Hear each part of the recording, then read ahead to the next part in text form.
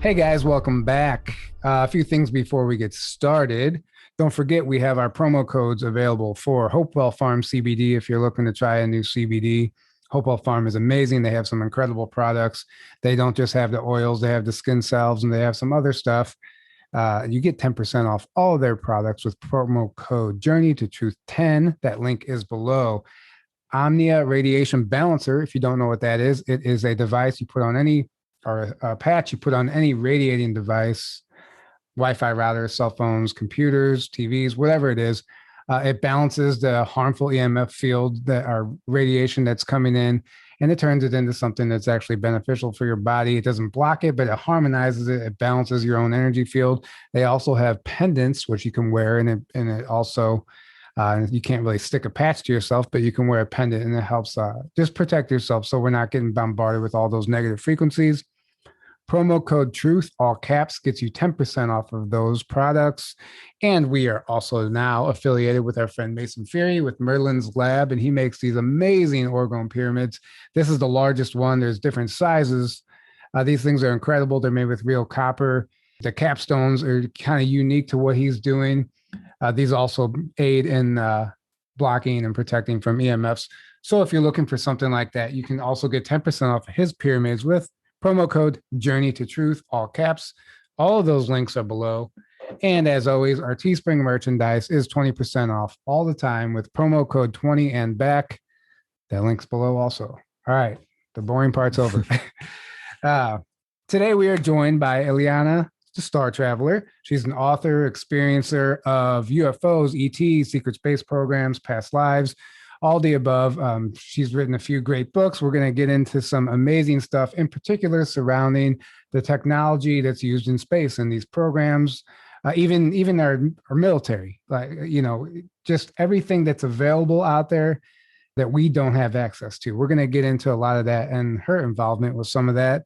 And who knows what else. Welcome to the show. Hi, nice to meet you guys. Yeah, to have you. Yeah, great to have you. Yeah. Nice to meet you also. We're looking forward to this. I will turn it over to you. Allow yourself to give a little bit of a better intro.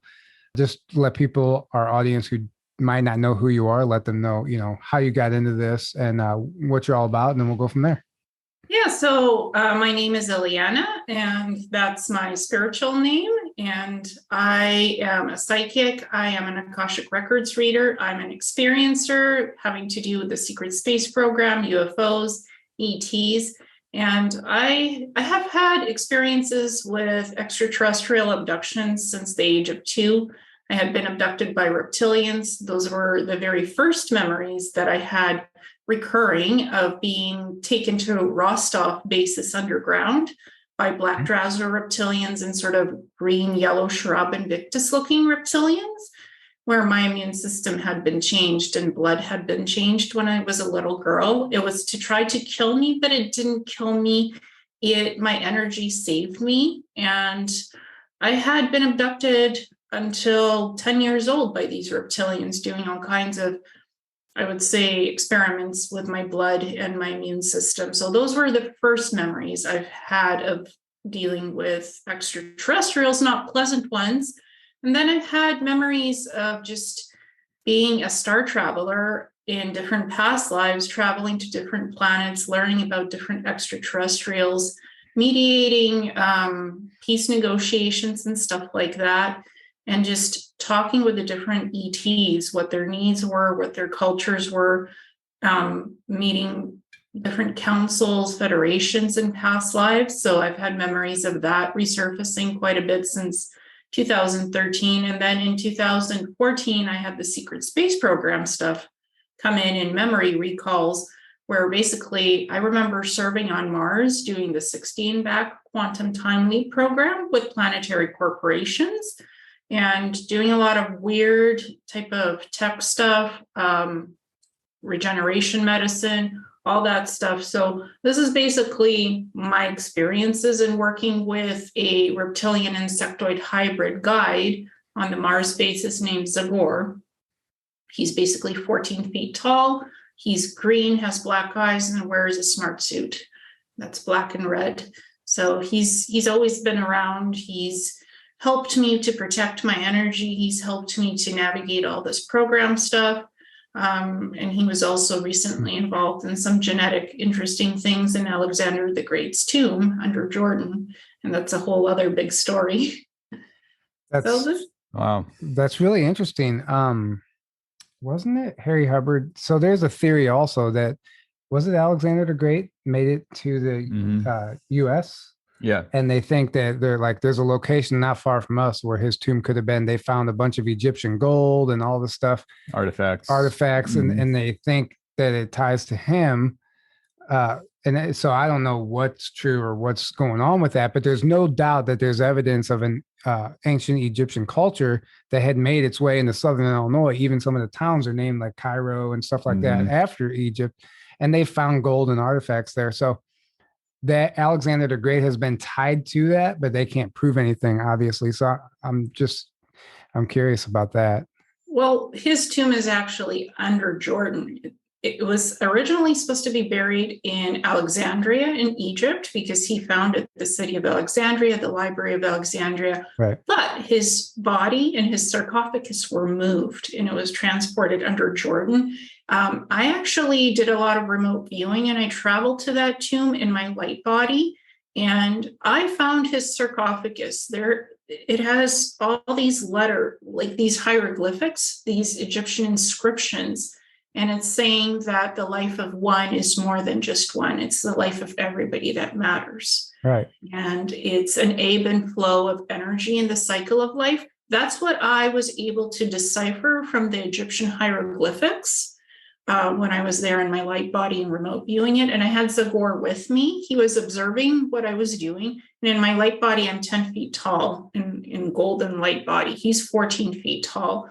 So just imagine looking at this huge sarcophagus that has these Egyptian inscriptions, the hieroglyphics, and that mantra of sorts. It's a life-teaching mantra. And just then sort of going energetically beyond the sarcophagus. And what I found with Zagor is that there's a stasis pod with Alexander the Great's body preserved inside of it. So we were studying his DNA because in the remote viewing, I learned that he was an exceptional soldier, warrior, strategist. He had a superhuman memory. And then I thought to myself, there has to be some genetic engineering here because he was more than human, obviously. This guy was only 5'6", and he did a lot of things that are impossible for humans to do. I think a lot of the figures and the popular names that we're accustomed to from ancient times, past cultures, almost always they might be ET. You know, we don't really know. And they might have been in those positions of power because of their extraterrestrial, let's say, abilities, even though it's something even humans could do, but we're suppressed. I feel like back then, those ancient cultures would look up to that and actually worship these people who seem to have these heightened abilities. Well, he was actually human, but he was genetically engineered with Arcturian and Syrian DNA. The Arcturian DNA was what gave him that super memory, the strategist ability, the planning to see things 5 steps ahead of what reality was.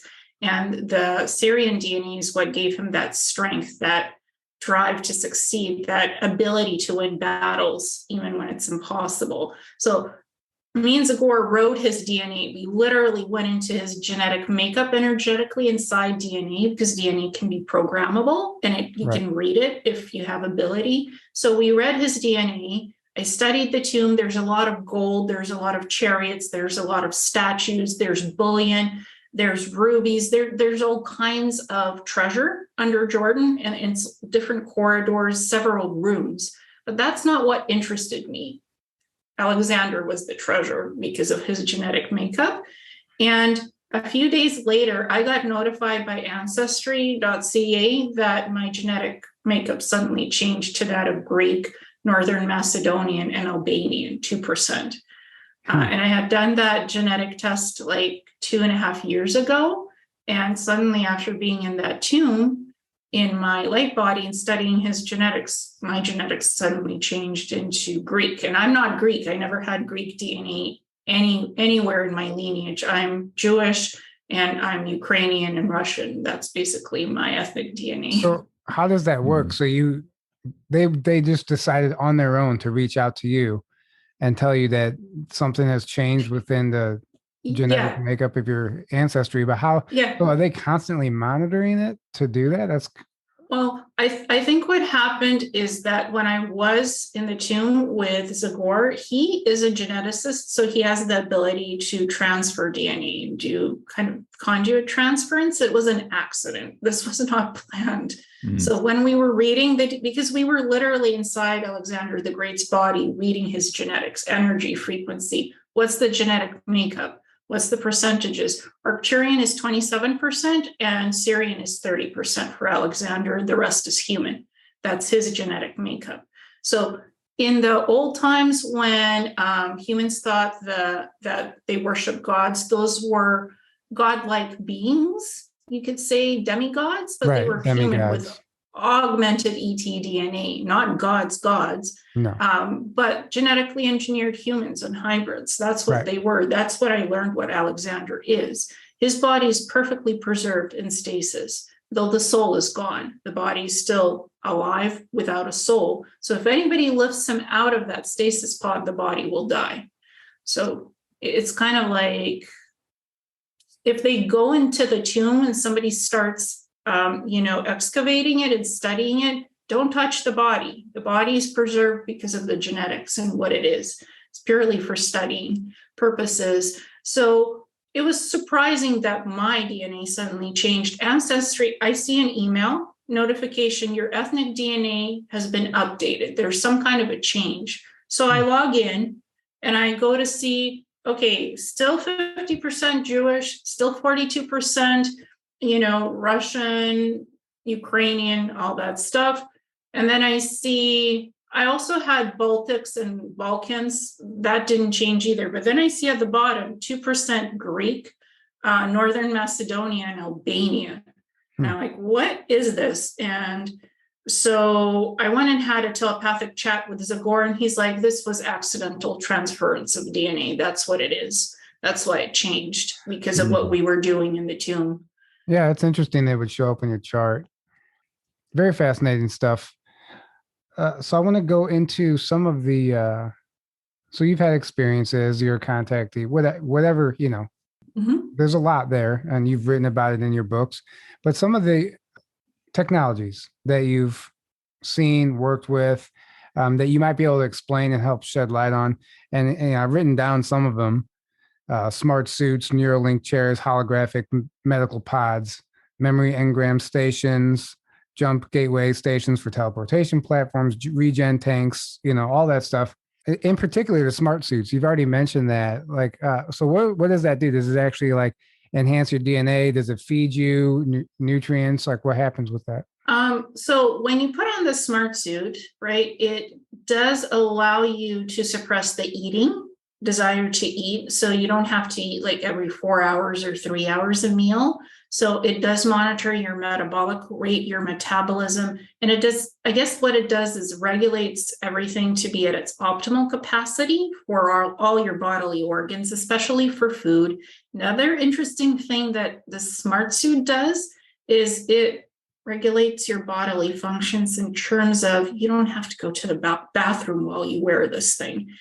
The waste, the biological waste, somehow molecularly, since this stuff has nanotechnology, the smart suits, it allows you to not go to the bathroom, and it filters the biological waste product inside the body, so it is not toxifying your body. It filters it out, it cleans your body out. I'm not sure what the mechanics of that are because it's nanotech, but it allows that, and it also stops women's menstrual cycles apparently while you wear the smart suit. When you take it off, everything goes back to normal, is how your body normally functions. But when you have this thing on, it does change your molecular structure. It makes you more efficient. I guess it removes things that distract the body, that it's a distraction to go to the bathroom. It's a distraction to have a menstrual cycle. It's an annoying thing of a human body that everybody has to some degree, So it just makes you more comfortable. It makes you more efficient, and you don't have to sleep as much while you wear it because it augments your energy. It gives you more energy and strength to do stuff, so you don't have to sleep as much. That's what I noticed when I was wearing it. And I'm biologically female, so. Right.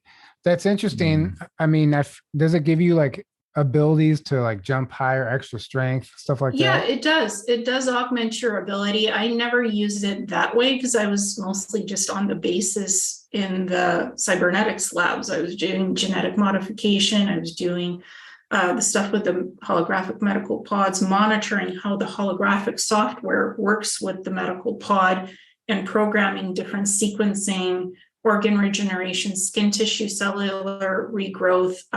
We had a lot of super soldiers with burnt stuff on their skin. If you're hit with a laser weapon, or if you're hit with a plasma cannon, that can penetrate the electromagnetic force field shield of the smart suit, and you end up with burns. So the medical pod would regrow their skin, squamous cell skin tissue layers. It would layer that all in for new skin growth and cell growth. So is this smart suit, is it something that you physically put on, or is it like, I've heard there's like a wristband that sometimes you can put on, like in the movie Dune, where you hit it and all of a sudden your body's surrounded in this field? Is it something like that, or? This was a physical smart suit. It's like nanotech skin. So it feels like you have a zipper, right? You put it on, zip it up, and the zipper disappears, and it feels like you're wearing kind of like a cat suit, if you will, or it's not coveralls, but an overall jumpsuit, but it feels doesn't feel foreign. It's like what the ETs wear, the silver or blue type of a jumpsuit. It's the best thing. That's a smart suit. It's a light armor smart suit that creates an electromagnetic field. So it does protect you from being hit by bullets, by a electroshock type of weaponry. So that will deflect. Like if you're hit with a plasma cannon, with a plasma beam, like then it'll penetrate. It can break the magnetic field around the smart suit. The ones that I wore, it's a uniform. You put it on, you zip it up, and it closes up, and it conforms to your body shape. Doesn't matter what body type you have, it conforms to it with the nano synth tech that's inside it. So it conforms to the shape of the body, to the energy of your body, and it optimizes everything to its optimal capacity while you wear it. Then you take it off, and you're back to yourself the way you usually are. Sorry if these seem like mundane questions, but your hands and feet, do they also go over your fingers and toes like a glove? Yes. Or do you wear separate gloves and shoes? You can program the internal holographic components because it has it's nanotech. So it has internal holographic components. You can program gloves to come on, and you can program boots, or, for women, sometimes you don't want plain boots. So it has a bit of a heel. You could program it to reshape the boot. Stylish too. Yeah. Well, honestly, what I loved about these smart suits, you can program it to have a different color. You could program it to even look like clothing if you want some style and not the generic thing. And I just loved that smart suit uniform. I could change its colors, but I didn't have to wear all these girly clothes with skirts and other things. I like the monotone, just change the color, change the style of the heel, and you're good to go for work. Personally, clothing, human clothing just confabulates me sometimes. The weird things we humans wear. Not just clothing. There's a number of things that don't make sense, really. Yeah. Well, Planetary Corp was simplistic. Here's your smart suit uniforms. It protects you from being hit by these types of weapons, and it gives you an internal manual, what the smart suit does and how it works, what are its strengths and limitations. Like if you're going out to battle, you need a mech suit, you need a bigger armored smart suit it's bulked up. Right. So they have different purposes, different ones that serve different purposes. Obviously, you're not going to wear this battle suit if you're working on the ship or something, Yeah. That's fascinating. So then I this is something we talk about a lot, but the regeneration med pods, the regen tanks, all that stuff, from my understanding that it works with your DNA. So because in our DNA it's like a time machine. So it goes back to the time whenever you had all your limbs, let's just say, and it it almost like takes some sort of a holographic photograph of that DNA, and it somehow brings it into the now, and then it regrows that limb. I don't understand the technology, but I think that's the basis of it. Am I close? Yes, it goes back to your most healthiest optimal genetic blueprint when you were the healthiest. And from that, it takes that holographic sample and you program into the holographic medical pod the sequence of what you're fixing genetically or regrowing. And also takes mitochondrial cells, samples of mitochondrial cells and other tissues. So they could store not just DNA, they could store any organ type information sequence from the body. They could take samples from the body and keep it on file in their databases. They even take your most healthiest genetic sample and keep it in the database just in case.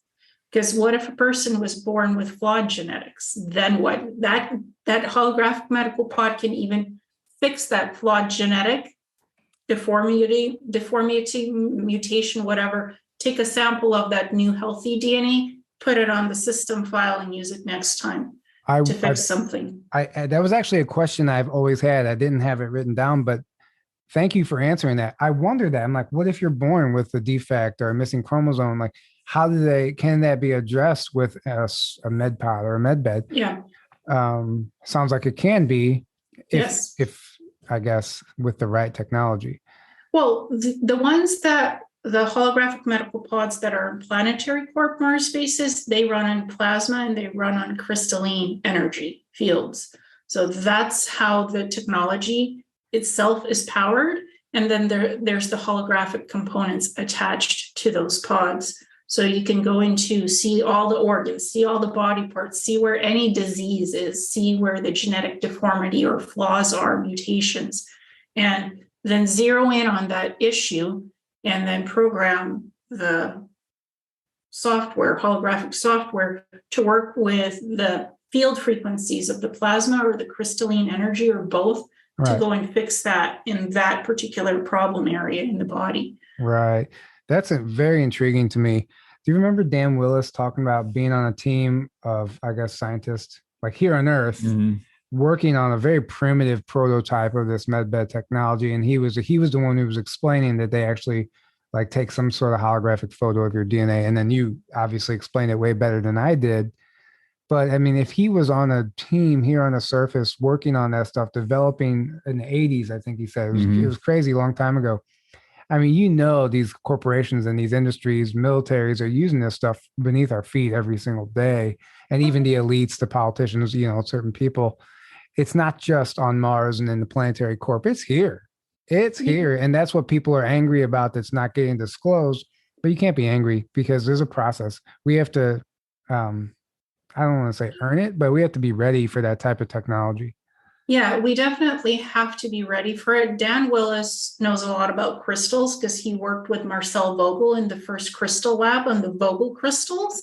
So that energy, you can study crystals because crystals, the piezoelectric fields and lattice matrix of the crystal is alive and it holds energy. You could take that transfer energy, it's a power source, and you can make it into a crystalline source that powers the holographic medical pods. So works even quicker than it did on the plasma, or you can combine plasma together with that crystalline frequency and make the healing go faster to regenerate stuff on the body. Right. It's very fascinating. And we've seen this disclosure in all sorts of movies.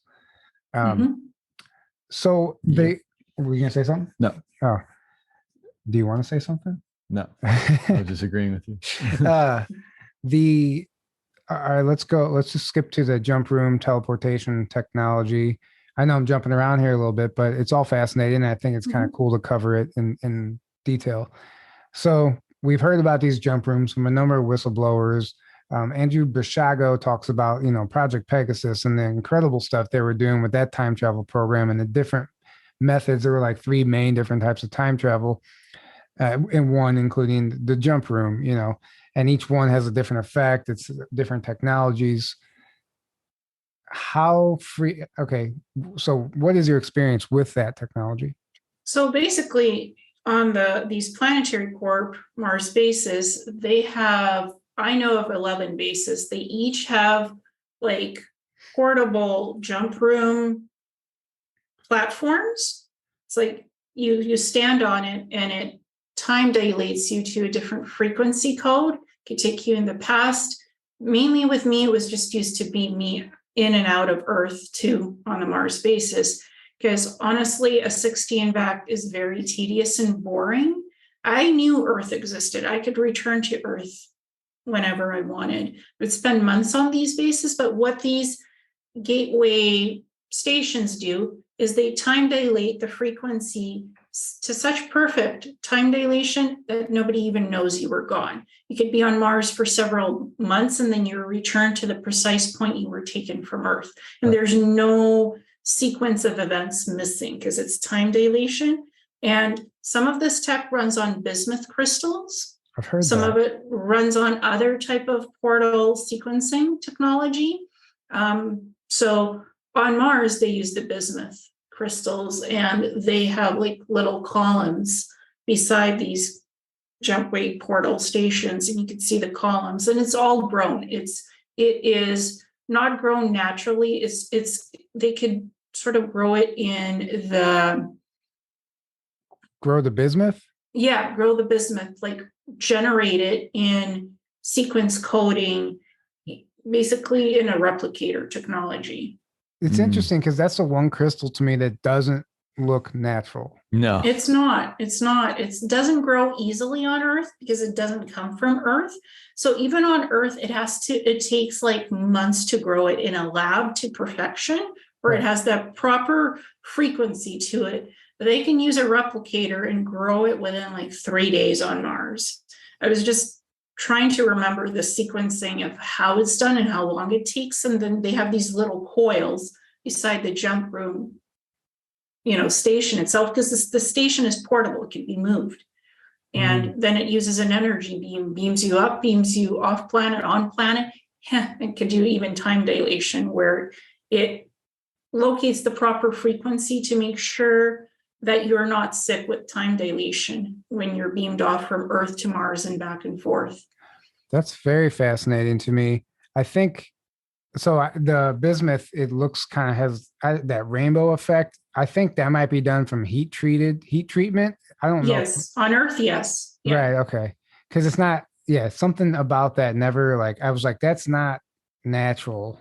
But I've heard from a few people that it's used in advanced technology. It is. I wonder what component it plays. Is it like the missing crystal? You set it in, and all of a sudden the machine starts working, or? Well, it just basically converts any technology you have for streamlined optimal capacity to work in an optimal fashion. So basically, if they didn't have these little bismuth coils right beside the jump room station, the time dilation, you might get time dilation sickness, and somebody might know there was missing time. So it just perfects the technology to its optimal capacity. Right. Streamlines the process to take away any malfunctions or unexpected side effects to the human body, and also precise coordinates to time dilate you to the past, planetary core prohibits time traveling to the future. It's mostly fixing issues with time dilation in the present, adjusting timelines, beaming people in and out, adjusting the timeline of the beam outs and the beam ins. Yeah. Again, the point is not to be noticed. The point is not to have missing time. And the point is to leave no trace evidence that you were ever gone and transported somewhere else. Right. That's what this technology allows to do now, on Mars at least. And they've been successful until now. People are getting their memories back, and they never saw that coming. But at the same time, a lot of this was experimental tech, I'm sure, and they could have no way of knowing 20, 30, 40 years down the road the effects of it because they hadn't really done a trial, I guess. But what's most curious to me about even the secret space program in general, we started hearing about all this information, from the 2000s on. I'm reading Dolores Cannon's book, The Custodians, right now. And it's channeled stuff through her session, transcribed stuff through her sessions from the 80s. And this one session is talking all about the secret space program, but they're not calling it the secret space program. They're calling it a space program. And she went as far as, and the girl was asking about Mars being colonized. And there was like, yeah, people here, Earth humans are on Mars right now, but they're underground. And she said, like, what do you mean our Earth humans? Like people came there from Earth? She's like, yes, just put it this way. There's an accountant that you would know his name. He's working on Mars every day. And this was coming from a transcribed session in the 80s, talking about the exact same stuff that's starting to be disclosed now. I think that's really not smoking gun proof, but because it's just a transcribed session. But there's no way people are making this up. If it was coming through back then in the 80s, and they were talking about all the same stuff that we're talking about now, but just different lingo, different terminology. The term secret space program hadn't actually been formed yet because, it just wasn't common talk. Mm-hmm. Well, I mean, the secret space program, they were building underground bases on the moon in the 1950s. Project Horizon, if you guys look at that, right. Wernher von Braun was building space stations, orbital round space stations with artificial gravity being perfected. Right. So when I channeled him, I was told his family was threatened. That's why he was brought into NASA to build these space stations. And they said, as long as you cooperate and build all this infrastructure, your family and kids will be safe. Your wife and your children will be safe. So he was under threat. That's why he actually did all these schematics that you see. He leaked it to Disney, and he leaked it to Popular Mechanics and Collier's Magazine, the schematics. He made movies with Disney on these space stations because he sort of wanted to do this on his terms. So he leaked it, and they allowed him to leak that because eventually we already have these space stations. They're cloaked, but they'll have to sort of say, oh, we're now building these hotel space stations because NASA is no longer using rocket fuel and and SpaceX is outdated. The spaceship that he's building, that's old tech, that's old technology. They have plasma core hyperdrive engines now, FTL engines, and other beyond the speed of light crystalline technology on their ships. That's what Planetary Corp builds. So these things can go beyond the speed of light, and it does not take 8 years to get to a planet outside of our solar system anymore. But it started in the 1950s with Wernher von Braun and Mars. That's the US secret space program. It started on Mars. Then in the 1970s, 1980s, they started building bases on the surface of Mars with protective electromagnetic dome fields that protect the base that's built in the craters. Right. So their bases are no longer purely underground. Yeah, I would imagine I've heard just from other testimonies that, some, they have surface structures, but it is in a dome, right? Even the movie Total Recall kind of shows that. Yeah, it's in the dome because the electromagnetic field protects the dome. So basically the bases are cloaked. The dome cloaks the bases. It has holographic tech covering it. And the electromagnetic field also protects the base inside from being bombarded by weaponry, from telescopes picking up that there's a base, also from debris like meteorites, asteroids. It bounces off. If anything tries to hit the electromagnetic field, it just bounces it off and sends the debris pieces back into outer space. It's like kind of like a force field. Deflector, yeah. It's interesting you mentioned Disney getting schematics for some of this stuff. I definitely think Disney's more than just like an entertainment business company, right? There's a corporation. There's I'm sure that somewhere along the line they might even have their own faction of some sort of space program. I think they're involved in a lot more than most people might understand. That's just my speculation. I have no way of proving that, but I don't either, but Netflix is in on the game as well because they're making movies and series that are crazy with disclosure. The movie Jupiter Ascending, oh my goodness. Oh yeah, 100%. It has everything. Like it has the reptilians, it has the grays, it has the genetic engineering, manipulation, genetic bloodlines of humans living on Earth that actually had reincarnated as humans, but there's something else in their genetic makeup. So that is the Prometheus, the movie Prometheus, the movie Passengers. I can go on and on. Halo. I just watched Passengers, and Halo. There's incredible SSP disclosure in Halo. There's so much, man. There's so much in all that stuff. Jupiter Ascending too. They don't call it adrenochrome, but they're talking about adrenochrome. That whatever substance that is, that they're all it's highly sought after. That makes you younger and rejuvenates you. That was in those capsules. That stuff. So you you step into some kind of a liquid bath, silver bath, and you come out looking like your younger self or a totally different person. Right. And William Tompkins talked about all this age regression stuff. He said they were working on it in pill form. And he said there was a series of pills that you could take that would slowly age regress you that people are taking now here on Earth. Like this stuff is crazy, you know? Not crazy at all. Not crazy. It's crazy that it's here. Yeah. And we're still, you know, crawling around in the mud. Well, most people have no idea about any of this stuff. Yeah. Well, Planetary Corp, it didn't come in pill form. It came in biological drug serums with a needleless injector. That's what I was working on.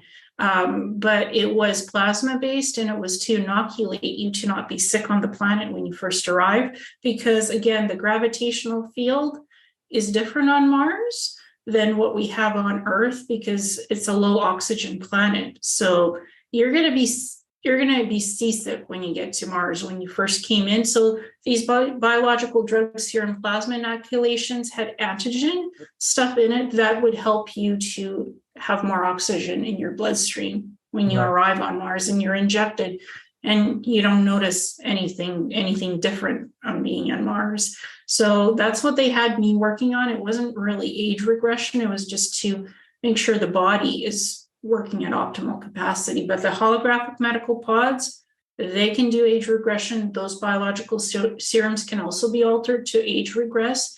I mean, you can dress it up in any form you want: pills, serums, medical pods. If you program it correctly, it can age regress. And age progress. That's what Andrew Bishago talked about. They had him do as a 10-year-old. They progressed him to age 45. And he said it was interesting because the effects just wore off. And then eventually he was back to his 10-year-old self again. He didn't have to be sent back. It was very interesting the way he described that whole technology. Yeah, it could be temporary or permanent. What the biological drug serums allowed me to do is extract etDNA and program it into the biological drug serum, inject myself, and temporarily have my molecular bodily structure changed and look like any ET I wanted. Height, eye color, hair color, strength, muscle mass, could change it anytime I wanted. The only thing I didn't agree with that is I said, keep the humanoid form with 2 arms and 2 legs. I don't want anything crazy with 2 heads and more limbs than I can handle. That. Right. Because it's crazy enough when you look into yourself in the mirror, right? In the cybernetics lab, you look like a blue ET, you look like a Pleiadian, or you look like an Andromedan with long blonde hair, blue skin, and black stripes on your face. That's one of the ETs. And it was almost 8 feet tall and more slim than I, with more muscle mass, still female. That's what I looked like when I tried this drug serum with that genetic makeup. Wow. I'm actually really loving this conversation right now, because these are things I think about, we talk about, I know they exist. But I think even having these conversations, it almost helps manifest it into a reality, a practical reality that we can actually move into, and this stuff becomes tangible and it's not just stories anymore. And I think this is exactly how we get there. Start having the conversations, first of all, to even plant those seeds, to let people know, even a skeptic know, that even if they don't think it's real, it still gets the wheels spinning, you know? Yeah. When these memories came for me, I'm like, that's out of a sci-fi movie. How can this be real? And I was doubting it myself, all these memories. And then I got into hypnosis and being a shamanic practitioner, doing past life regression and different hypnosis protocols. This stuff is as real as you and I walking today on the planet. Absolutely. And I agree. Anything that's impossible is actually possible off-world elsewhere. Right. Yeah. And even some of the military, Navy, Special Forces, some of these, I guess, quote, alliance team members that we always talk about, I know that they're working with these types of technologies also to even pull off and accomplish their missions. You would have to, if this is really that multidimensional war, this battle, it's on all levels. It's a war on all fronts. But let's jump. We mentioned Halo, and in Halo they mentioned flash cloning, which is the first time I've heard of flash cloning was in that show. And even so, cloning was normal and it's normalized in the show, but flash cloning was illegal. So I was like, ooh, that must be something real, like a flash clone, whatever that means, an instant clone. I don't know. But what do you know about cloning, the technology? How are they doing it? Were you involved in any of that you know of or that you remember? Yeah, cloning you can do in the regen tank. It's mostly done in that. First degree, second degree, third, fourth degree clones, you need to have the original genetics, pure genetic, without any mutation. So you need to have the original blueprint to clone the perfect body with proper genetic makeup for that soul memory to go into the clone, or to transfer a soul, your own soul from your own body into the clone. So genetics plays a huge factor. The genetic makeup must be perfect. It cannot be damaged, because if the clone body doesn't have that perfect, your own genetic makeup from your own blueprint, it'll malfunction, like some politician clones that we've seen. I'm not going to name names. They malfunction because it's not the perfect first gen or second gen clone. It's third, fourth.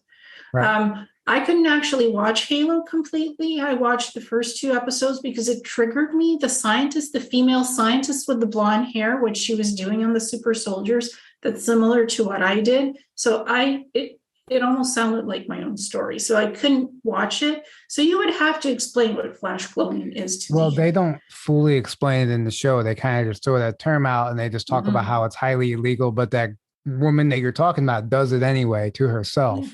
Oh. And then whatever the case is. But yeah, I mean, if you could make it through the rest of that, it's pretty wild, the stuff that they start disclosing through that series. I still can't. It's too triggering because that's almost what I did. It's almost like a mirror image of what I was doing on the cybernetics labs. Right. And it was so it literally, I couldn't get beyond episode 2. It was that triggering.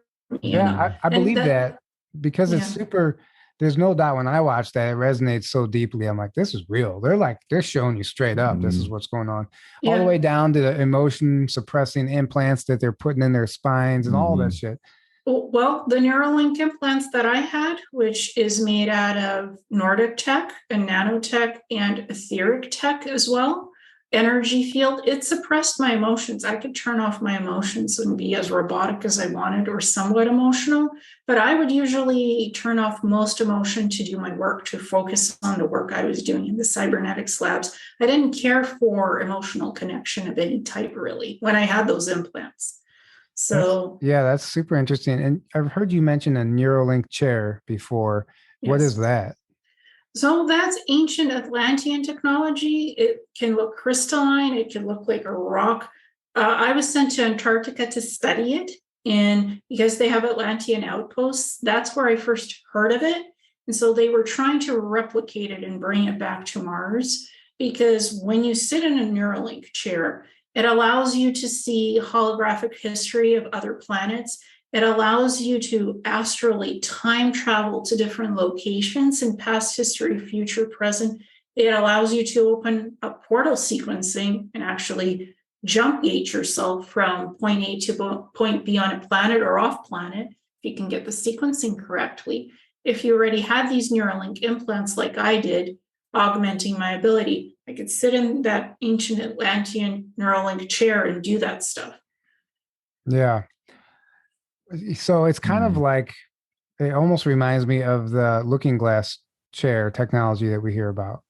Yeah, but I think it's a little even more advanced than that. Right. I feel like even looking glass, it's such a common term now. I feel like it was a very rudimentary version of that technology. Has probably been perfected by now. Yeah. Who knows what they're capable of at this point. What was I going to say? It was something surrounding the clones. We were talking Neuralink chairs. I don't remember. So you have I wrote down ancient arc spaceships. You mentioned that in one of your books, and we hear about these arcs being activated. Some of the it's hard to verify, is any of this stuff true? Is it not? Is it just like a psyop narrative? Are these arcs real? What's your experience with that? Well, I remote viewed one, not in Ukraine itself, but in the sea. It's as real as you and me. It is underwater. There's electromagnetic field protecting it, so nobody can get inside it. It has technology that allows you, again, a lot of it is crystalline. Even the navigational comms, crystalline nacelles inside powering it. And it allows you to interface with holographic systems. It allows you to leave the planet if you want. It has terrariums with biodome stuff like parks and food processing. So these arc ships are very old. They're like Andromedan Pleiadian. I have memories of past lives living on arc ships, Andromedan Pleiadian ones, traveling through space. They're finding planets that can be colonized and seeded with humanoid life and plants and animals. And then they send the genetic makeup to that, and they send colonists to colonize it and spread these genetic libraries, and then they leave and let the beings evolve. So that's what my past life memories are with them. And I fully understand there is an arc ship on Neptune because that's heating up. So the weather is heating up, the atmosphere is changing. So that happens when these arc ships activate. There's different signature polarity of heat that it creates that is picked up by our tech now. So that's happening on Neptune. I mean, yeah. And obviously you said the one you remote view was under the sea in Ukraine. Yes. Yeah, near Ukraine. Right, near Ukraine. So these things there's probably more than just one, I'm sure. Yeah, there's several of them. I even remember some of them being built in Antarctica. I believe by the Atlanteans. They had shipbuilding facilities. That's in my book. Built huge ships that I consider in the class of arc ships. So This is not a new term to me. Right. It's not new to me either. It's more popular now. You hear a lot of people talking about the arcs where it just kind of came out of nowhere.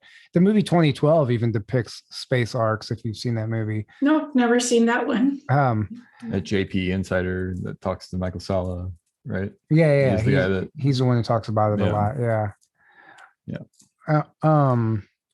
So we were talking about clones. I remember what I wanted to say earlier. There's the idea of these like basically biological robots, these cyborgs that look human, but they act human. They even have the consciousness of a human, but they're a robot. And that's been like some of the rumors or even some politicians and stuff. Even Elon Musk, we've seen videos of them malfunctioning, but it doesn't always look like a clone malfunction. Sometimes it looks like a robotic malfunction. Is that, and then there's also been movies that depict that. There's an old episode of Stargate that depicts exactly that. They're able to make a copy. It's not like splitting the consciousness. They're actually able to make a copy of that person and put them into a robotic, organic version of themselves. Yeah, they make a copy of the memories of the person. They don't transfer the whole soul of the person, but it's the memories of what made up the person. Right. And it's like a little small implant that sort of looks like a circular little device where the memories are and goes under the skin, and it activates energetically inside the person, and the memories go to the brain and it makes the person active.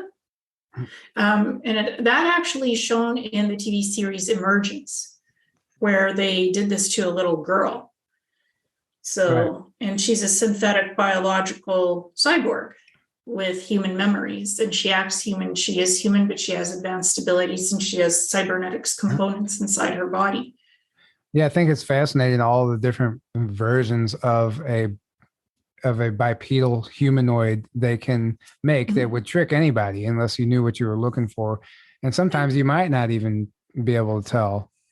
Yeah, sometimes you can't. Planetary Corp makes the biological human cyborgs with cybernetic implants and nanotech components, but it can also transfer another person's soul into that particular body and transfer that person's soul into an organic body.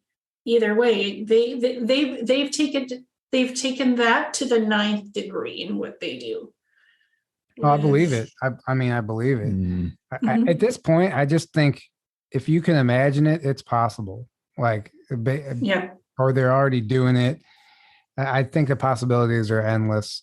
And I've said this before, like Popular Mechanics, you mentioned earlier, we get these magazines that show all these future tech, this amazing stuff, but then you never see it surface in the public. It's like they're telling you it's there, but it never amounts to anything. It just gets brushed under the rug. Like, hey, this is their way of disclosing it without actually having to use it. Well, it's culpable deniability. If there was an accident in programs and suddenly everything was revealed through some kind of a accidental issue that happens, plausible deniability is, hey, that already existed. And we talked about it in these Popular Mechanics magazines, Collier's magazine. It was just top secret, and now it can all be revealed. They'll say it was just top secret, and that's how it had to be. That's their excuse. Right. Yeah, exactly. Exactly. They can go back to 2002 issue of Popular Mechanics and be like, oh, this stuff's been around. It's nothing new. Mm-hmm. Can go back to the 1950s Collier's magazine, where Werner von Braun detailed everything, the bases, the space stations. I'm a researcher. I had to dig around to get to the 1950s stuff. Now it's been deleted.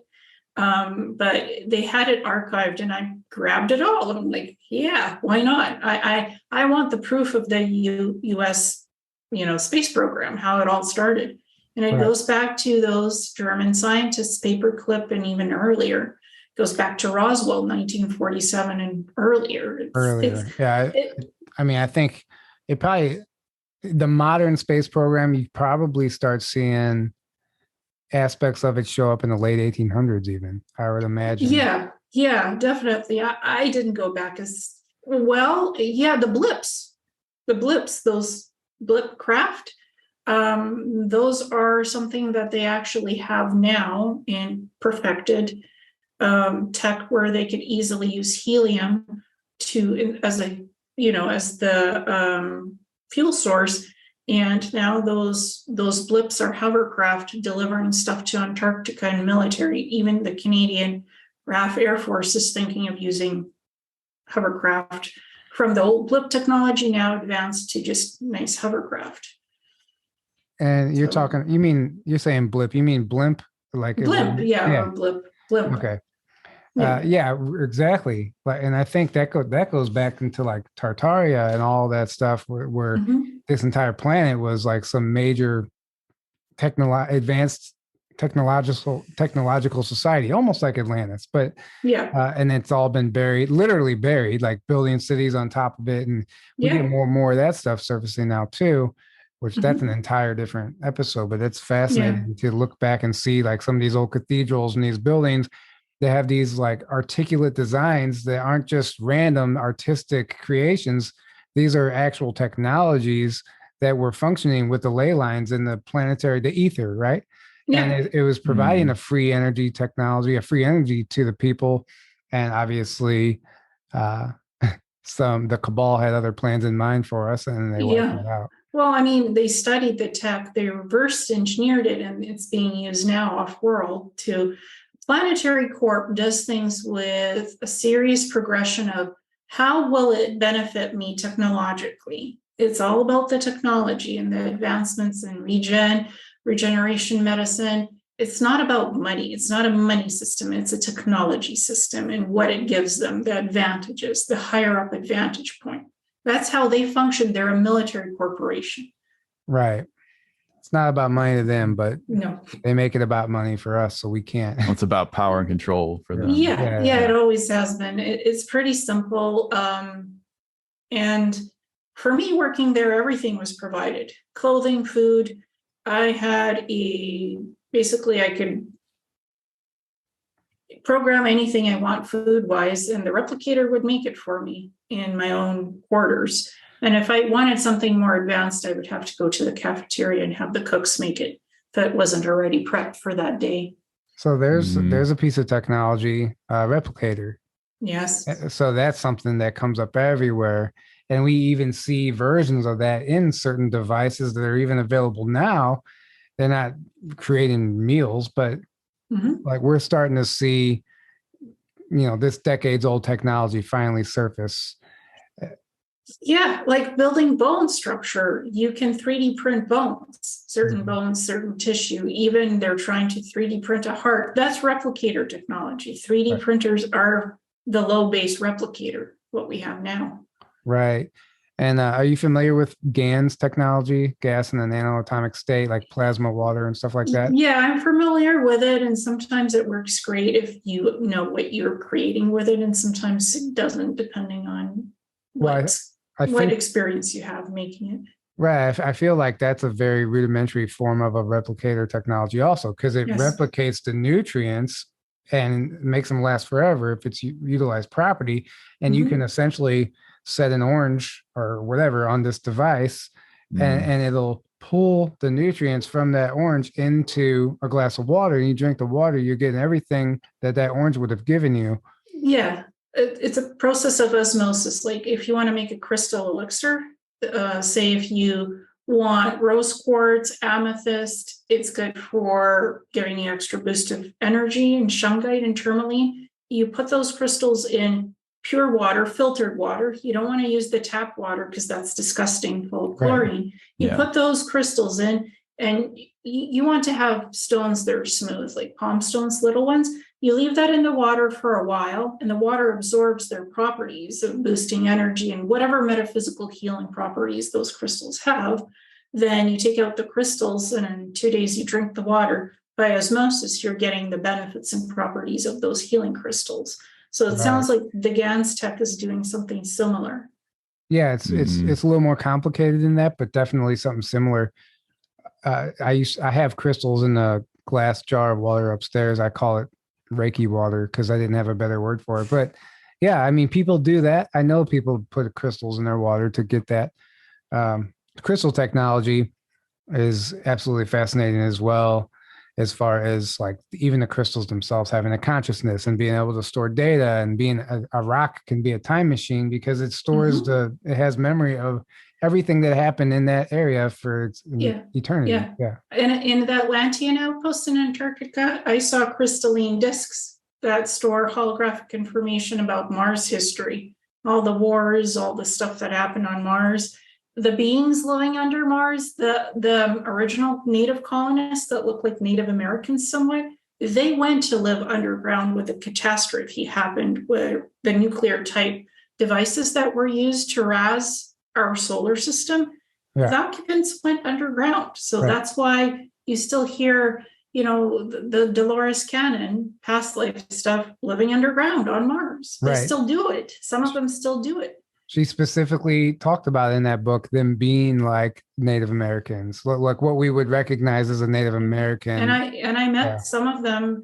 My Neuralink implants were supposed to be used as a spying device to locate where they are and to relocate them, so Planetary Corp could build more underground labs where these people are. I temporarily shut off the Neuralink implants when I went to meet them, and then as a result, I had like seizures and stuff because the neural net that's, connecting everything to the axons and the neurons, it is connected to the implants. When you deactivate that temporarily, things start to happen neurologically to the body. But I didn't want Planetary Corp knowing where their location is underground, so I took a risk. I was supposed to spy to find out where their little colonies are underground. Right. Same here on Earth. There's other inner Earth civilizations that are existing the same exact way, much more advanced than the surface population for a number of reasons. Because, for one, they're not being poisoned consistently every day. So you've mentioned Atlantean outpost, Atlantis, a couple times. And that's something that I hear coming back up all of a sudden now, too. We're hearing a lot more talk about Atlantis. And maybe that's because what we're going through right now resembles what the fall of Atlantis looked like. Except this time around, we have this spiritual awakening going on, and we're at a different place than that civilization was. Yeah. So I was wondering if you could share anything about the Atlantis energies that are surfacing now, and if they relate to any of your past life stuff. Yeah, I had 2 past lives in Atlantis, one as a mermaid and one as a geneticist / crystal healer. For me, the most traumatic one with this was the geneticist, because you had the Law of One organizations and you had the Sons of Belial who were doing the genetic chimera experiments. And because of those chimera experiments, kids were being born with tails. Kids were being born with animal primal instincts and even being more violent as adults. And that created a genetic virus mutation that attacked the Atlanteans. And then they created a, inoculation, and sort of like they created a vaccine. And more kids started to be born with tails and animal-like DNA. So if we look at what happened a couple of years ago in what was released into the world from, that place, the sea place, it sounds similar, because they were basically playing around with viruses and animal DNA and other stuff, putting that virus in animals and then transmuting it to humans, like a carrier device. Right, like they were doing with the mosquitoes. Yes. The Zika virus and all that stuff. And now we have this lovely V card virus, the C and the V, floating around, and it's various mutations, and it's spreading like wildfire because it's not natural. And that's what they did in Atlantis. That's what I remember, because I was dating one of the guys, the Belial guys, and he was genetically mutated and killed because he actually wanted to come forward and say that they had these genetic labs underground, secret labs, and exposed it all. And I'm like, so there were whistleblowers in Atlantean times. Yes, they were. Yeah, there were. And I still to this day regret that I didn't say anything or try to stop it, but then they would have offed me as well. Right. So, well, now's your second chance. Now everybody's second chance to redo that without collapsing this time. Yeah. And, let's face it, the negative part, the negative system, that needs to collapse, that needs to go. But the entire civilization doesn't have to be destroyed. No. We can make a transition, and it starts with these conversations. Yeah, and it starts with getting yourself just educated about all these things that they're concocting and cooking up and trying to put in our body. Like, read up on it. There's a lot of info coming out of what it was and what it is. So it's public knowledge at this point, 4 years later, what's happening. And it's huge. It's almost similar to what they did in Atlantis, except they played around with animal genetics and making human ET And hybrids. I've heard that, and we see, if you want to call it evidence, we see evidence of that in Egypt. In the hieroglyphs and the statues, the structures everywhere. Exactly, because when Atlantis collapsed, the Atlanteans they went to Egypt and started all over again, and played with human genetics and advanced it even more. And then we have the ET stuff, and the ET genetic engineering, the godlets, the gods, the demigods, humans claiming that they procreated from gods. That's ETs. That's not gods. Mm-hmm. It's interesting. Have you heard of the book, The Ancient Secret of the Flower of Life? Yes, I have.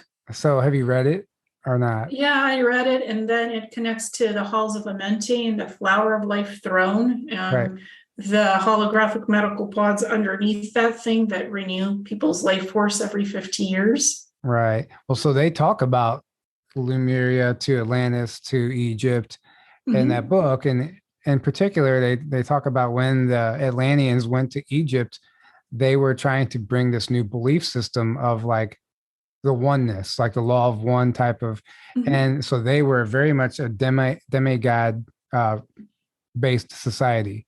So they believed in all these different gods, the sun god, the water, all, and they had a different god for each one. So they came and tried to promote this new belief system, this new ideal, and it didn't go over well. And that's why the people revolted back then.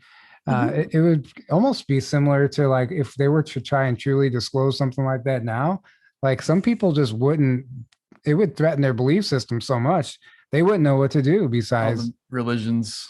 Right. Yeah, because they think they all have the truth.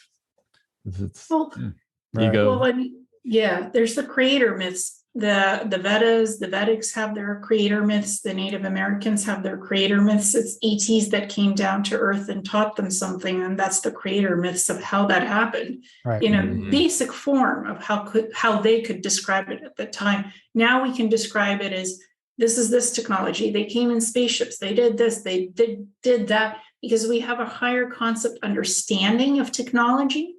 Because we have technology. So if they bring something, we can technologically explain, even though their tech might be more advanced than ours, we have the terminology and the foundation to explain what the ancient ones, the ancient civilizations here on Earth didn't at those times, because they didn't have that similar tech. Exactly. We have a reference point to explain all this stuff. It just goes back to the, ancient alien theory, I guess. They, like some of the natives, if they've seen some of this stuff, they don't have any words, vocabulary for it. So it's a god. It's magic. It's magic. Yeah. Divine. The Firebird came down from the sky in a plume of smoke and landed and taught us agriculture. Right. Exactly. Right.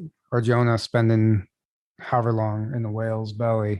Or Noah's Ark. Similar stuff. Right. Was Noah's Ark an actual boat or was it a craft? From what I looked at it, remote viewing, it was silver cylindrical craft. It wasn't. If it was a boat made out of doesn't make any sense. It wouldn't have survived the flooding. It just wouldn't, and it couldn't go under, because that space ark, it could go underwater or it can go above and just hover in the sky. Or could go above the Earth too. They have 4 of these arcs actually, because there was a lot of people and animals and DNA. Right. So one arc doesn't make sense just for Noah's people. Ezekiel's wheel in the Old Testament is a craft. It's clearly like a craft. It's described, there's all kinds of things. It's like if you have the eyes to see, you're reading these ancient texts and it's like right there. You're like, oh yeah. Right. It's obvious. Exactly. But if you're reading it with a belief system of what you're told, how you're told to interpret things, then that's or the one thing they like to say is like these are all metaphors. Like it's but or it's actually exactly what they're describing. Yeah, exactly. Or the flying chariots, the Vimanas, and the blue skinned beings flying them. Right. Those were ETs. Yes. Right. So in craft. It's like the more advanced you have, the easier it is to describe something technologically. If you have something similar, even if it's primitive tech, if it's something similar, it can be described in an advanced state of what it is. I mean, I'm a researcher, I'm a library technician, I'm not a military insider, but I could still describe in detail what I experienced and what I saw, because the terminology comes from those repressed memories. It's not terminology I made up today in the now. That's terminology that they had on Mars and still have. And that's what I'm using to its exact form, trying my best. Yeah. And it's interesting too. This Custodian's book I'm reading, the Dolores Cannon, the word that keeps coming through the session from these beings is solar, not cellular. But they're saying a lot of these stuff happens on a cellular level, SOUL, cellular. And she's like, are you pronouncing that wrong? She's like, no, it's a word you guys haven't adapted yet. But it's really interesting, some of these terms that we don't use anymore also. And one of the things in that, let me reword this. So I wonder how long some of these underground, undersea bases have actually been on the planet. Because in that book, she describes a mountain base that even the governments don't know about that has been here since what we would refer to as the beginning, when this planet was built or terraformed is the way she describes it. Before humans even existed, ETs already had a base here, right? So I wonder how many of these ancient bases have been here the whole time. Well, according to my past life memories, Atlantis was started 2 million years ago. When the ETs came, all of the ones that made the pact to do the Atlantean project, that was 2 million years ago. So, and our planet is what, 4.3 billion years? Right. According to the geological record. Right. So the sky there's no limit to the sky, to the potential, how long these bases could have been around. Because you have, if you go to cosmic galactic history, there's so many people talking about the history, how this planet was formed, what ETs were here. I wrote a whole book about it, and I'm like, wow, so many Syrians, Lyrans, Pleiadians, Anunnaki, all of them played a role. Reptilians, all Meldakians, all of them were here at some point doing their own stuff. Yeah. So it's huge. The history alone, it would convolute you to start trying to piece together the history of how it happened. That's what I tried to do. And it was like spending 4 months just putting it all in chronological order. And I still have other history popping up in other books now. Right. So spend ages on it. Another nugget I got from that book was that, so she's talking about this base that's been under this mountain that they won't disclose. Apparently our governments don't even know about. It said that it exists almost in a different dimension, like time. She explained like 8 hours there would be 1 minute in our time, but you get there physically, you just pass through what she would call time juncture. And she's like, what's so important about this location? Why is this there? Why was it there when this planet was created? And she said that it is the reason your planet is so sought after is because that specific location under that mountain is the exact center of the universe. That's what she said.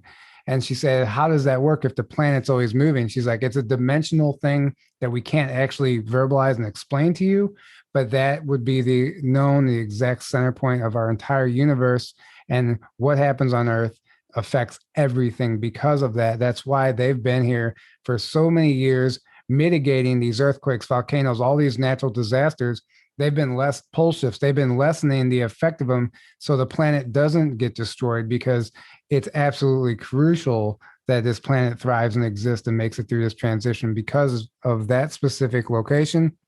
Just, if that's true, I don't know, but it sounds, when energetically, just from a psychic perspective, it does read true to me. And it sounds like it's in a time warp bubble. So it's in a time dilation displacement field. Exactly. That's what That's what I'm getting. There's a energy tech that's doing this, and it's keeping it hidden. I mean, I had an experience in Peru when I was astral traveling under the Amaramoru Stargate portal.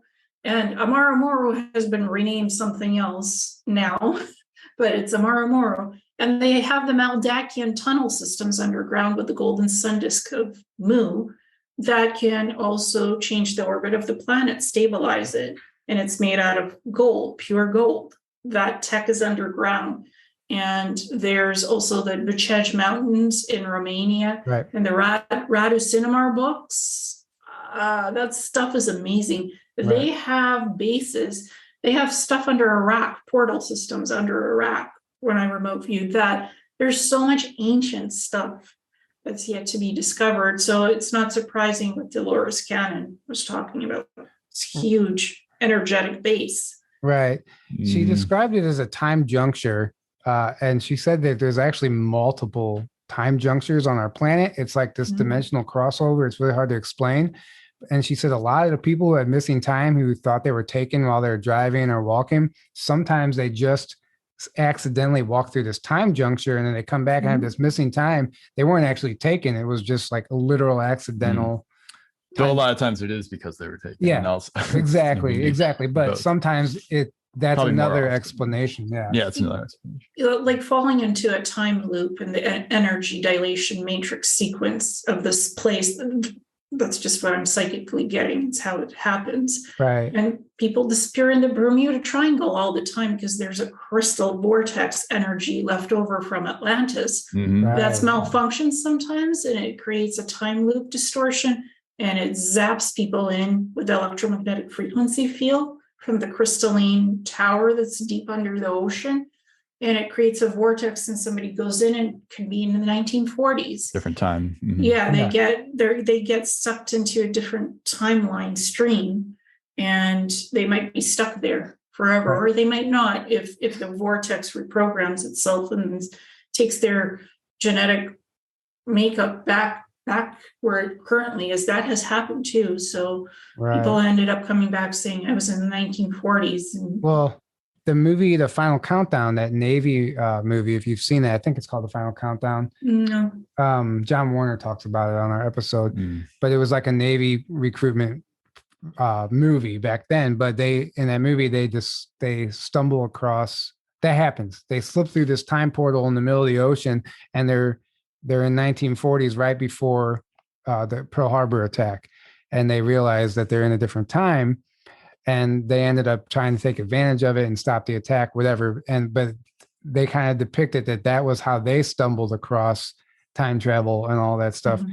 But it seems to me like if there's any accuracy to that, they would have stumbled across it, and that's how they learned about it. Yeah, well, time looping, something that major has already happened. You try to alter it, it will still happen almost in the same way because it's a time loop. It's like the elastic, you try to break the elastic, it rebounds. That has already happened. That event has happened. So altering it can have consequential effects on present time, or even the event itself. If it doesn't happen, something else here will happen to make up for it, to rebound that elastic into place. So it's like, don't mess with what happened already. You can make something worse happen in the present. And it's funny how everything goes back to movies. And I never even used to watch a lot of movies, but until I recently been going and watching all these disclosure related movies, but they tell a story, and there really there's a lot of truth to it. But that's how it's always depicted. You don't mess with the past ever. And there's strict laws in place with time travel where you don't do certain things because you can alter the outcome of the future. Well, certain ETs can change the timeline so a planet is not destroyed, to prevent major catastrophic events that are destruction based, that are on the extinction level. They do alter that so planets and people don't get destroyed. Sometimes there's a caveat where you can change something if it's a extinction catastrophic event caused by man-made issues. Sometimes they could changing around so the planet doesn't get destroyed. So there are certain caveats with that kind of a time manipulation where it can be done to save a planet and beings. But if it's like something that a war has already happened and the beings recovered from that, you don't go removing that war because it can cause something else to happen. Right. That makes sense. Were you going to say something? I was thinking about, I was listening to Sean David Morton on Michael Salla interviewing him a few weeks ago. And he was talking about, I want to say like some other insider that was talking about information of on a different timeline, our planet turned into a massive, more enslaved than we already are, like a massive just slave planet where like we had zero freedom whatsoever. And it was just like, completely, we had zero free will, zero freedom. Like it was just completely enslaved. And like the technology that's mostly hidden now was like openly just like used because we couldn't do anything about it. And we were just like completely locked down. So what like the ETs,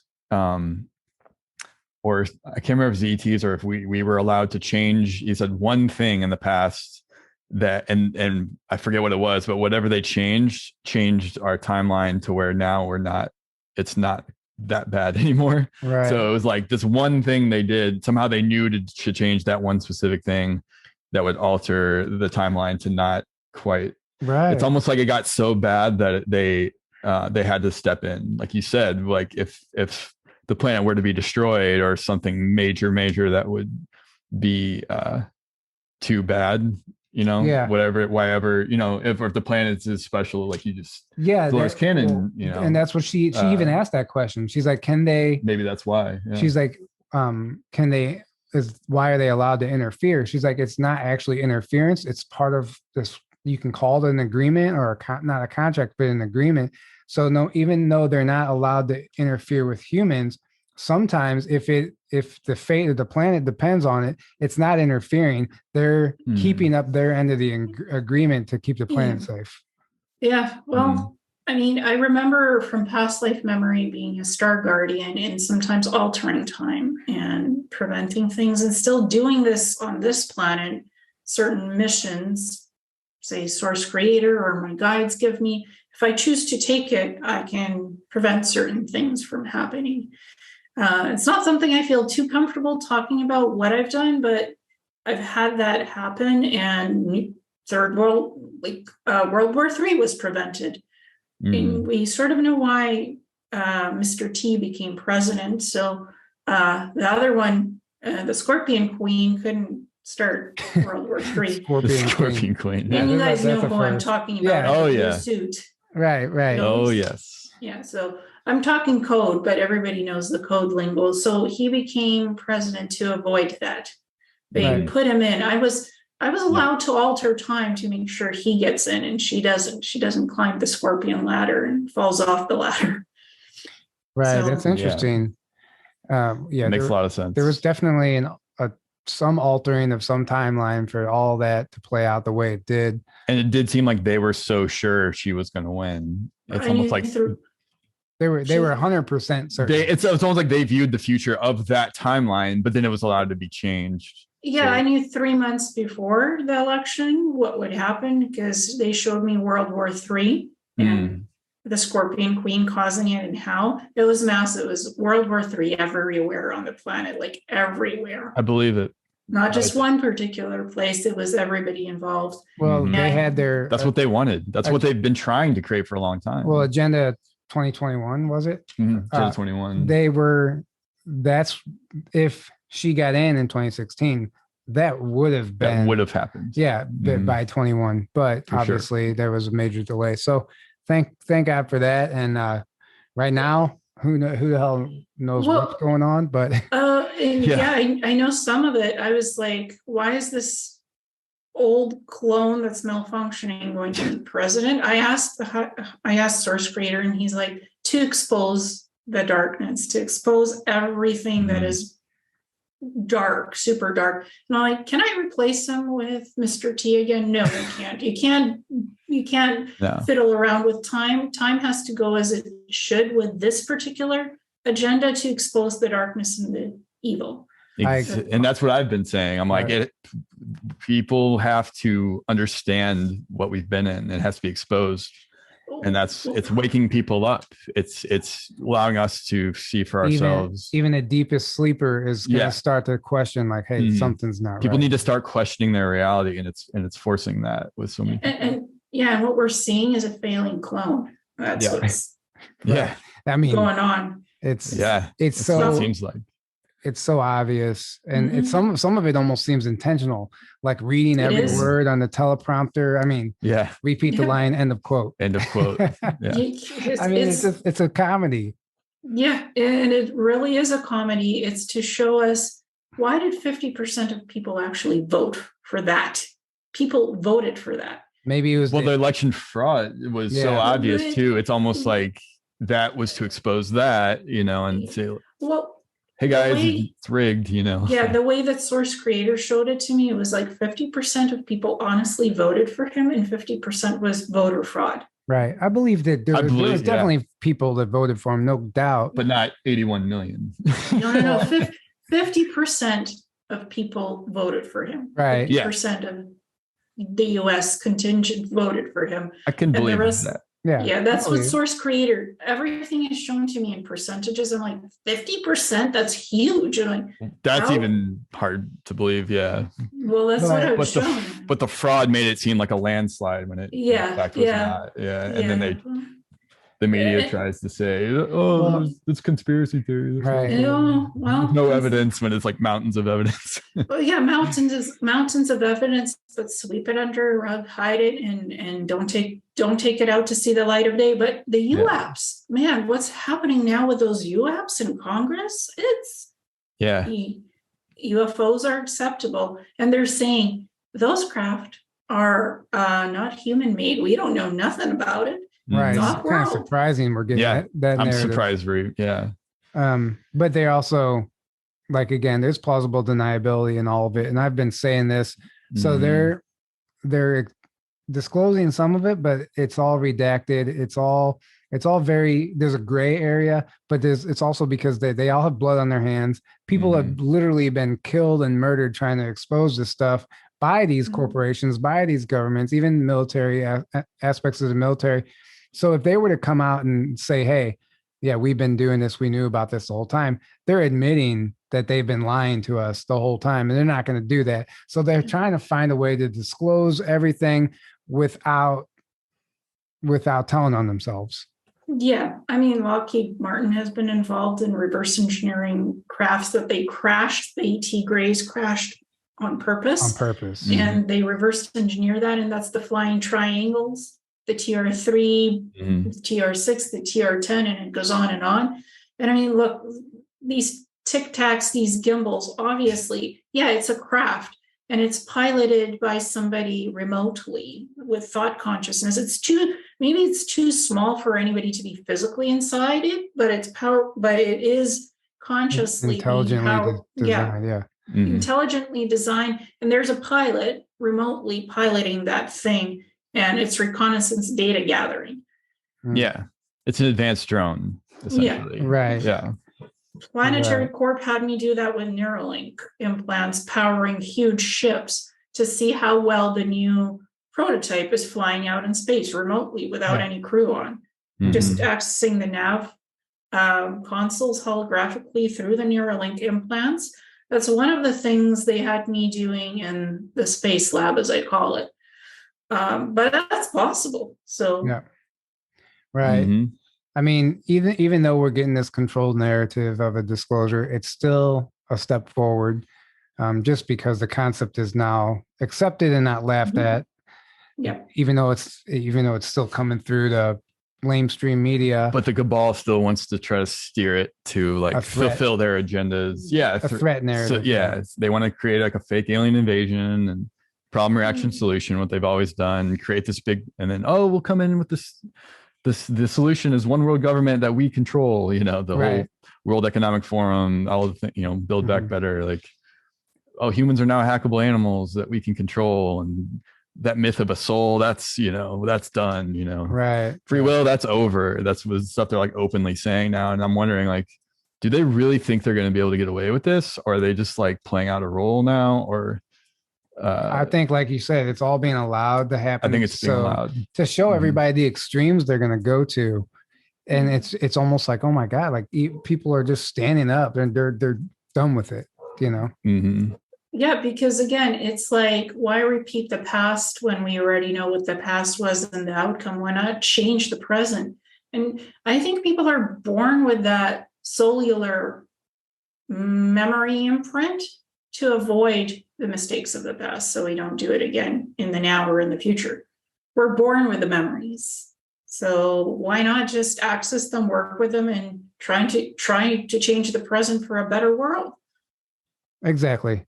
And I think that's happening all across the board right now. Like all this ancestral trauma, all this generational trauma, all this stuff is finally coming to an end right now. That's why so many people are having memories come back. Their stuff's being exposed. These younger generations are here to put a stop to these looping cycles that have been going on for generations. And that's all ending right now. And people don't know how to respond to it. Even the planet, it's a first, a lot of first happening right now. And we're all here along for the ride. And sometimes it sucks. Sometimes it's beautiful, but we're here for it. And we came here for that. And we can't forget that.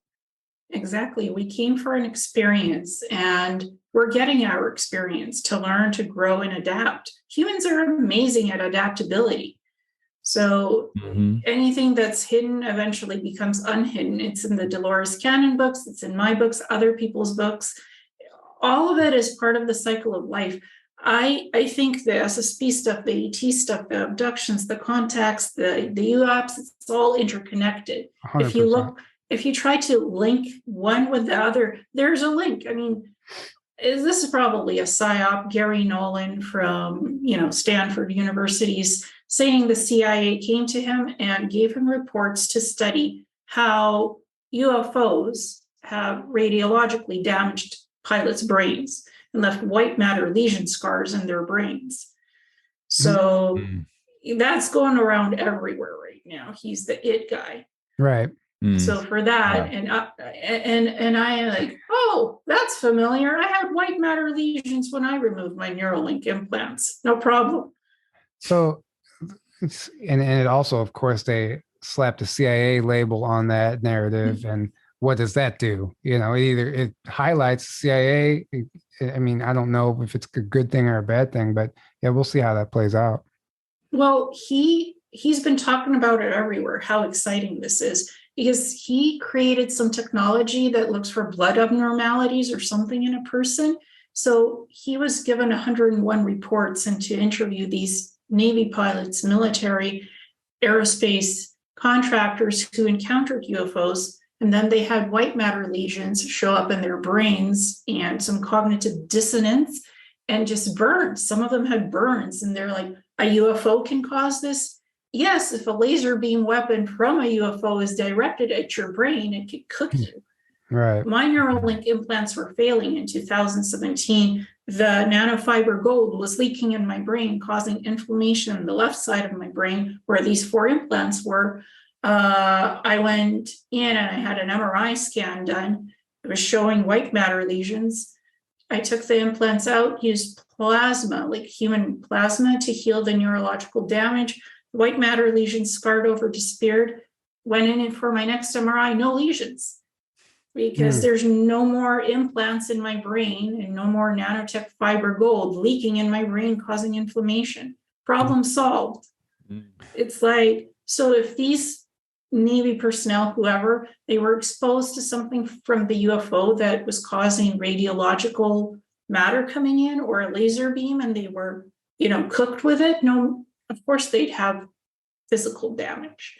And he's trying to plunk that in and explain it, how that can happen. Yes, certain UFOs can cause it. What is the intent of the beams on it? Right. So my Neuralink implants malfunctioned. Nothing more to it. And since I didn't want to go back to the SSB, I said, they told me they can recalibrate it, but I have to go back into service on Mars. I'm like, no, thanks. I'll take care of it on my own. And I want you in my business. So, I can tell you, Gary Nolan and the UFO and the radiology stuff, yes, a certain type of tech can cause white matter lesion damage in the brain. And he's trying to figure out what that is. I can tell you my Neuralink implants malfunctioned, and that's what caused my white matter lesions. And removing them solved the problem. So the UFO goes away, it's temporary damage, it gets healed, but it shows up, the evidence shows up on MRIs. And he's openly, publicly talking about it. Yeah, that's pretty profound. And it's going to, it gives credit to a lot of the abductees who've claimed to have these anomalies in their body, and there's no explanation for it. Now that we have some sort of official explanation, doctors can start leaning that direction. Slowly, it's inevitably becoming the reality, the future we're moving into. It's just one step at a time. Yeah, and the neurologists were telling me there's nothing that could physically heal these lesions, because I had memory problems, I had vision problems, I couldn't remember anything. I was like, I'm a library technician, I'm a researcher, I need my brain, I need my research capability. So I had medical information downloaded from my Neuralink implants that I started using hypnosis to retrieve, because the implants were removed, but the memory of the medical stuff stayed. It was in deep hypnosis that I retrieved. If you do certain type of plasma therapy, subcutaneous injections of plasma, it will heal the brain neurological damage, and that will be gone. Right. Like, okay. biological drug serums on Mars. That's what I was doing. Is like, Right. what is the equivalent of this on Earth? Plasma infusion treatment, subcutaneous immunoglobulin therapy. To this day, I still get it at the blood bank, and I transfuse it into myself, and it keeps me healthier and happier. Because I had autoimmune damage done by the reptilians, so it also heals the autoimmune system, the immune system. Oh, very nice. So it's like, this is why I got into hypnosis, to get some medical information out of myself. Right. That I can do something with medical knowledge, because I was working in cybernetics labs. I was dealing with medical research that I am not trained for, but it was downloaded into my brain by these Neuralink implants to allow me to do my cybernetics technician job on Mars. It's like, I need this education back. What's the fastest way I can do it? Hypnosis. So I went and got certified for hypnosis and past life regression for both, so I could do it on myself and others. Right. And that's how, I mean, half of the information that I've shared has come from hypnosis sessions. And obviously, you know, take some of that stuff, take most of it with a grain of salt, because it's not like there's going to be any way to have solid concrete evidence of this stuff. But one data point. It's a data point. Yeah, but we can feel into it. In that too. You can feel into it. And does it resonate? If it doesn't resonate, then it's not for you. Yeah. Well, if for me, I was using hypnosis to take actionable medical data and apply it on myself in a scientific way. And I had to explain it to the neurologist in a very simplistic way, so that somebody wouldn't be clued in that she's doing something a little extra here, you know? And the way I just took medical data research that's equivalent what it was in my, you know, hypnosis information, found the equivalent medical data here on Earth in terms that I could explain it to the neurologist to facilitate my treatment and get me going on my own infusions. I got some basic nurse training, got it done, do it every week, and it keeps me healthy. So that's great. But I have medical knowledge that I really shouldn't for my implants. I don't advertise that publicly, but that's what I have, and I use it to my advantage because it's actionable. The hypnosis stuff I wanted was actionable medical data. It wasn't my AT stuff, my SSP stuff, these experiences. No, medical data that I can use on myself to heal. Right. Well, and it's bottom line, that's really the most important. If we want to even function in this society, we need to be healthy, you know? Most use hypnosis to get past life information, to get information about who they are, what they are. I just wanted the medical data about the cybernetic lab stuff. That's and there's also like, you know, quote, miraculous healings that come through these sessions also, you know, via the higher self, and people experience that, and it's tangible sometimes, and you can't ignore that aspect of it either. So it's really beautiful that more and more people are working with that, because that's how these concepts even get brought into this reality. And I've seen some interesting, tangible, traumatic healing happen from hypnosis sessions that I've done, but I use it mainly for memory retrieval. And just to deal with traumatic stuff that have happened to people through the AT contacts, through the abductions. Like, what was it? Where's the trauma sitting? Let's get this piece of soul retrieval back into you, so you're not traumatized by being stuck, by part of your soul being stuck in this frequency of trauma, retrieving soul fragments through hypnosis. That's crucial. That's absolutely crucial. Like that, more than anything, people need to heal from, because holding on to that trauma is what creates these toxic behaviors and patterns and loops. So we can heal that, we can end that, and then you don't pass that trait on to your offspring. So it's very crucial, and thank you for doing that. We're going to go ahead and start wrapping this up, though. This has been absolutely wonderful. Thank you for joining us. Can you please plug any information, websites, links that you have? Yeah, so my website is Messages from a Star Traveler. You can just type in the name and it pops up on internet searches. My YouTube channel is a Cosmic Reality Show, and people can just reach me through the website if they want to contact me. And I also written several books. Everything is published on Amazon. That's all on my website as well. So people can have a look. We'll have those links below. All of them will be below. So thank you so much for joining us. Thank you guys for tuning in. We hope you enjoyed this. Thank you so much for your support. We love you all. And until next time, have a great evening. Good night. Good night. Good night.